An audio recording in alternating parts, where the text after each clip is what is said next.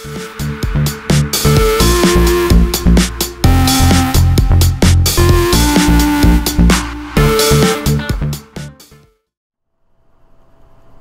this is LR, and get ready to react to storylines and theories.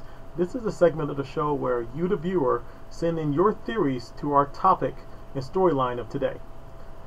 You can email me at gmail.com. That's readytoreact@gmail.com.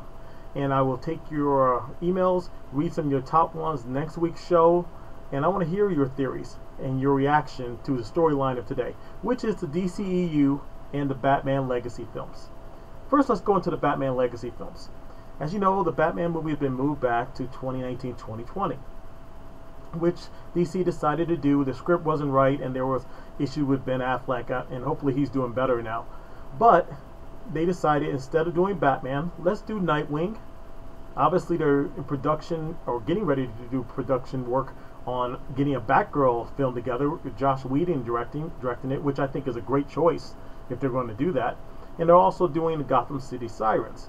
Now, these are all great properties, and I'm looking forward to seeing them. I love those characters.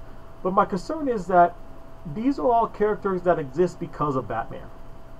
And only because of Batman. There is no Nightwing without Batman. There is no Batgirl without Batman.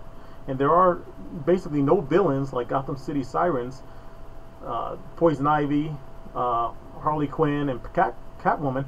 They don't exist unless there's a Batman. So I feel that doing those movies first for Batman, you're kind of, going ahead before you actually get your slate together. Batman is your main character. He's your money-making character. The Batman film should always be first before you do any kind of lineage film that exists because of that character. So to the public, a lot of people do not know that Robin is now Nightwing. He's grown up a Nightwing. And who Batgirl is. So that could be confusing to people. We don't need a Batman origin story yet. Everybody knows the origin story of Batman. So that's not the issue. The issue is, how do these characters start with Batman? So it's going to have to be some kind of flashback or maybe a small cameo of Batman in these movies, I assume, because I really don't understand how they can do those first and do the Batman movie later. But DC, has been revamping their slate, and this is the direction they're going. They also have issues about who's going to play Batman. As you know, Ben Affleck may not be the Batman in 2020.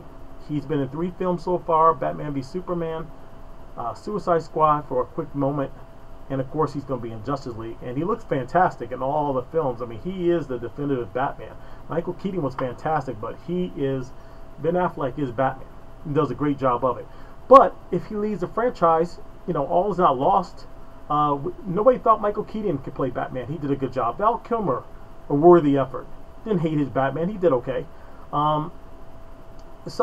And Christian Bale, of course, obviously knocked out of the park, but that's a different universe and a different kind of Batman. I believe they can get a lot of talented actors to play Batman. Armie Hammer comes to mind. He would be fantastic at Batman. Got the look and the stature. So filling that role is not going to be a big ordeal. I would love to keep Ben Affleck in that role, but if he happens to go, then they will find another actor that can play Batman. And I'm sure they're going to try to change the tone of him a little bit, as I didn't have a problem with the tone. Batman v Superman, the whole dark tone was fine. I thought people were upset because Batman was not acting Batman-like. I mean, viciously killing people, through running over them with the cars, things of that nature. I only believe that that's a Batman who's angered because of the death of Robin. Obviously, we saw the Robin suit in the movie, and it was shot up bullet holes or whatever by the Joker. So he just is like, screw it. I'm mad as hell. I'm going to kick anybody's ass, and anybody cross me is going to die. So maybe that was the tone and his mindset, but I think they're going to bring Batman back to where he was, where no guns, no killing, and I'm bringing you to justice. So we'll see if that comes about. But give me your theories and reactions to the Batman Legacy movies. If you feel that they should have started with Batman first and should wait until Batman comes out before you do these other legacy films that actually are created because of Batman. We also want to talk about, in the storylines, the DCEU in general. I am a DCEU fan. I'm also a Marvel fan, but I want to see DC do well, and they have such great characters, and it upsets you when the characters aren't used correctly or storyline is not right. Now, of course, I loved Man of Steel. I thought it was a masterpiece. I don't think that film gets enough credit, how good that film was, and the storyline, and just how they wrote the plot was brilliant. If you're going to do a Superman in this day and age, I thought it was fantastic. Batman v Superman, yes, there were some issues there. I liked it, didn't love it, I liked it, but there was clearly some things wrong. Way too many storylines into that movie. The death of Superman was in there, along with him meeting Batman, and then Wonder Woman. All that together, I thought that was too much. I know they wanted to give a little nod to some of the characters of the upcoming films, Aquaman, Flash, and Wonder Woman, but I thought they should have saved Doomsday for a standalone Superman 2 or 3 movie, or if you want to use it for a Justice League movie, because Doomsday is a Justice League villain. I mean, Superman died trying to kill him, so you could have used him down the road. I thought they kind of wasted the character a little bit there.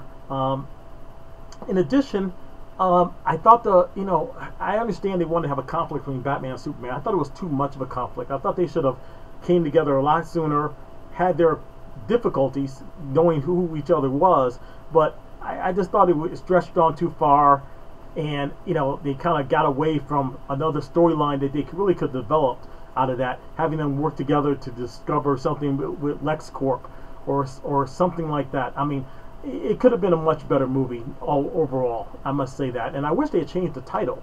You have Man of Steel. If you don't want to do Man of Steel 2 movie, don't call it Batman v Superman. Call it The World's Finest. Homage to the comic book of Batman and Superman teaming up together all those years in the comic books. So they made some missteps. I think they're on the right path now. I think Aquaman, by what I'm hearing, it's going to be great. I think it's going to be great. Hoping it'll be great. And we all are crossing our fingers on Wonder Woman coming up this summer. Hopefully that'll knock it out of the park. But give me your reactions and theories, and email me at readytoreactnow@gmail.com about what you think about the DCEU and their direction they're going, and what direction you think they should continue on and should have started off with. Again, I'm going to read some of those emails next week for next week's show. I'm LR. Thank you for watching, and I'll see you next week.